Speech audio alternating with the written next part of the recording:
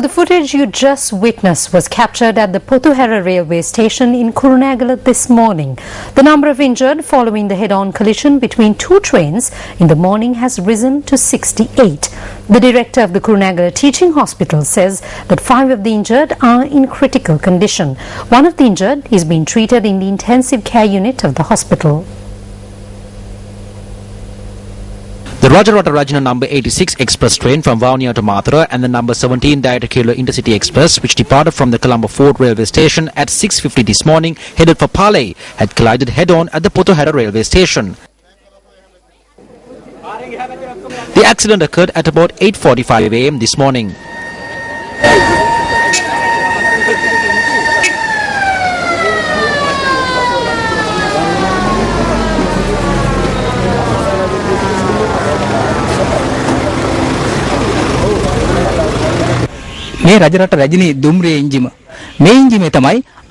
This is the engine of the Rajarata Regina train. Engine 17 of the red-colored train you see there had collided with the Rajarata Regina. Following the collision, the brake chamber of the Rajarata Regina had overturned owing to the pressure and had fallen onto the engine, following which it fell into the marsh behind me. A carriage attached to the train derailed, as you can see here. Our reporter says that 6 children were among those injured. 14 women were also injured in the collision. The injured are residents of areas including Kurunegala, Vadua, Mathale, Tangol, Anuradhapura, Galevela, Nikavaratia and Kalutara.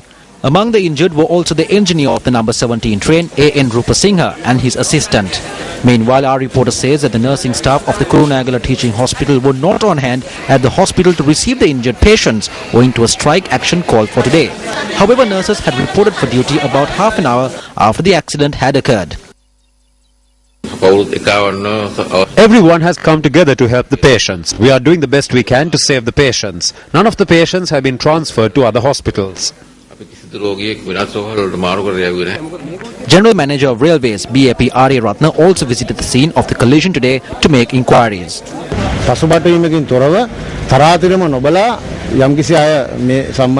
If there are certain persons who should be held responsible for this, we will take severe action against them without hesitation, regardless of their status.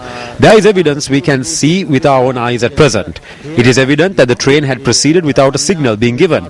We will look into whether there were any weaknesses with the signal system. We will look into all matters, including whether corrections need to be made.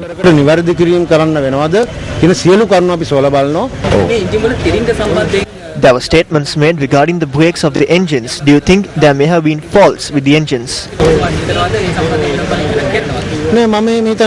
No, I do not think so. Even in the case of a road accident, the first thing people say is that there were no brakes. There were no such complaints here. The assistant engineer on engine number 17 had this to say on the collision. I said the front brakes were not working. I kept hitting the brakes, but they were not engaging, and then we collided. The Transport Minister Kumara Velgama also visited the scene today. As far as we can see at present, the signal had not been given. There had been some mistake. The turning point had not been signalled for the express train to move forward. I must mention at this occasion that the Department of Railways will pay considerable compensation to the injured patients who have been hospitalized. In addition to the investigation carried out by the Department of Railways, it is possible to appoint a retired judge as an independent committee. The General Manager of Railways says that services on this line cannot be returned to normal until tomorrow evening. We will not move these carriages until we have obtained all evidence with regard to this incident. That could affect the inquiry. We hope to complete this process by tonight and commence a clean-up operation. While returning normalcy will be difficult, we hope to at least operate one train on one of the tracks by tomorrow evening for the convenience of the passengers.